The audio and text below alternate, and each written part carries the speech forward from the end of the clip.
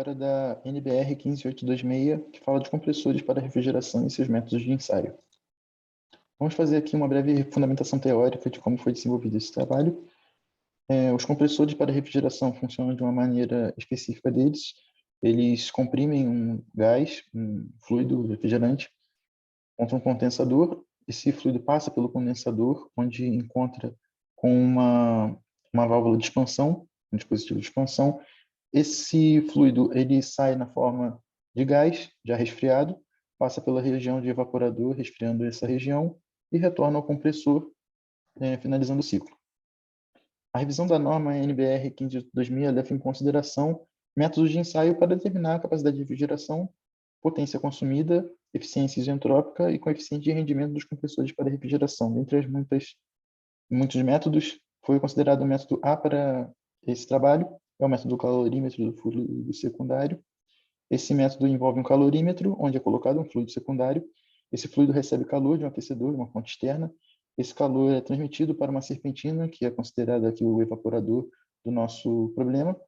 Esse calor é trocado e conseguimos medir o que acontece com cada uma dos medidores. A capacidade de refrigeração é a principal variável a ser obtida nesses ensaios. Ela indica o quanto um compressor é capaz de refrigerar durante seu ciclo e é dada por essa equação aqui embaixo. Para obter essas variáveis, temos algumas equações complementares. Uma delas é a vazão máxima do fluido refrigerante, dada por essa equação, e a outra é o fator de perda de calor, que ele fica implícito, ele fica dentro, né, da equação de vazão máxima do fluido refrigerante. O nosso projeto de bancada levou em consideração alguns medidores de pressão e de temperatura antes da válvula de expansão e antes do compressor, para realizar as medidas e podemos fazer os cálculos. As incertezas foram calculadas utilizando as fórmulas dadas em aula, usa a fórmula de desvio padrão e a fórmula de incerteza total de uma função f. Apesar de terem sido vistas em aula, foram também reforçadas no anexo C da norma. A incerteza, trouxemos aqui um exemplo de como aplicar a incerteza total numa função. Escolhemos aqui a função principal do nosso problema, que é a capacidade de refrigeração, e aplicamos a fórmula de incerteza total nela. Olá, eu sou a Caroline e vou falar um pouquinho para você sobre os nossos componentes e instrumentos da nossa bancada. Aqui está a nossa bancada, como foi mostrado antes, né? Ali em vermelho está o nosso compressor, que é o item principal da nossa bancada de testes, é o item que vai ser ensaiado. Então, a gente tem logo após o compressor ali, tem o condensador, ele é essencial para o funcionamento do nosso sistema de refrigeração. A gente tem depois a válvula de expansão, que fica ali entre o calorímetro e o compressor. E a válvula de fluxo, que fica entre o compressor e o condensador, já só para controlar o fluxo de fluido refrigerante entre os dois. E de instrumentos de medição, a gente tem o termopar do tipo K para fazer a medição de temperatura, ali onde está indicado na tela também, são os círculos vermelhos, e o manômetro de folha, que vai ser utilizado para medição de pressão, também está indicado ali na tela. Vou detalhar um pouquinho mais sobre os componentes que a gente escolheu, os instrumentos, todos eles são itens comerciais.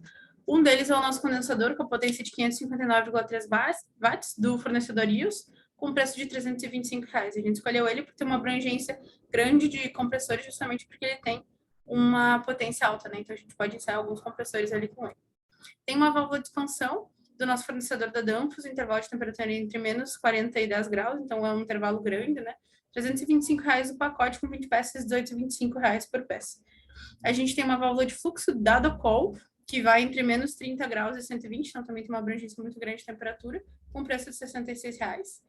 E dos componentes e instrumentos de medição, a gente tem o nosso termopar do tipo K da Fluke, tem um intervalo de medição entre menos 200 graus e 120 graus, a precisão de mais ou menos 0,3 graus, né, de leitura, e o preço de 1.580. Ele tem um preço mais elevado justamente por causa dessa precisão de leitura.